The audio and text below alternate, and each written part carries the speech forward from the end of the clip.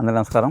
దుష్టుపు తీగ అంటారు, దుచ్చిని అంటారు. మళ్ళీ చాలా మందిలో వాడతారు వీటిని. దుష్టుపు తీగ దీన్ని ఇలా ఇరిస్తే పాలు వస్తాయి. అరికాల్లో కానీ చేతిలో కానీ ఏమైనా ములుగుచ్చిపోయి గాజు పెంకు ఇచ్చిపోయి ఉండిపోయింది అనుకోండి, మనం పినిస్తో పొడుస్తాం. పొడిచి దాన్ని పెద్ద చేస్తుంటాం ఒకసారి. అలా కాకుండా అక్కడ ట్రైబ్స్ ఇక్కడ పల్లెటూరులో ఏం చేస్తారు తెలుసండి, ములుగుచ్చుకుంది అనుకోండి, ఇరిగిపోయింది, ఇలా ఇరిసి ఈ పాలు పెడతారు. పాలు పెట్టి కాసేపు ఉండి మళ్ళీ పాలు పెడతారు. పెట్టగానే ముళ్ళు బయటకు వచ్చేస్తుంది, గాజు పెంకు కానీ ముళ్ళు బయటకు వచ్చేస్తుంది. తలనే పోతుంది అనుకోండి, అంటే మైగ్రేన్ అంటాం. వన్ సైడ్ వచ్చేస్తుంది, విపరీతంగా ఉంటుంది, సంవత్సరాలు ఏమైనా పోదు. అలాంటి టైంలో నించోబెడతాడు. పొద్దున్నే సూర్యోదయం అవుతుంటే ఎండలో నించోబెడతాడు. నించోబెట్టగానే ఆ నీడ ఎక్కడ పడిందో, తల నీడ ఎక్కడ పడిందో ఆ నీడ దగ్గరికి వెళ్ళి మనకి రైట్ సైడ్ తల పోతుంది అనుకోండి, అతను లెఫ్ట్ సైడ్ ఆ ఆకు రసం పిండుతారు అనమాట.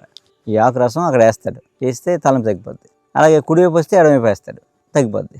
అంటే అర్థం ఏంటంటే, చెప్తాం కదా హీలింగ్ ప్లాంట్స్ అని, కొన్ని చెట్ల కింద వెళ్తే జబ్బులు తగ్గిపోతాయి. ఆ చెట్టు మంది తెచ్చుకున్నా లేదా మన చెట్టు దగ్గరికి వెళ్ళినా తగ్గిపోతాయి అనమాట. అంటే దుష్టుపు తీగ దగ్గరికి వెళ్తే మనకు తలనొప్పి తగ్గిపోతుంది అనమాట. అది లాజిక్, అదేమీ అశాస్త్రం కాదు, శాస్త్రీయమే. కాకపోతే ఏంటంటే ఆ మొక్క దగ్గరికి వెళ్తే తలనొప్పి తగ్గిపోద్ది, అది విషయం.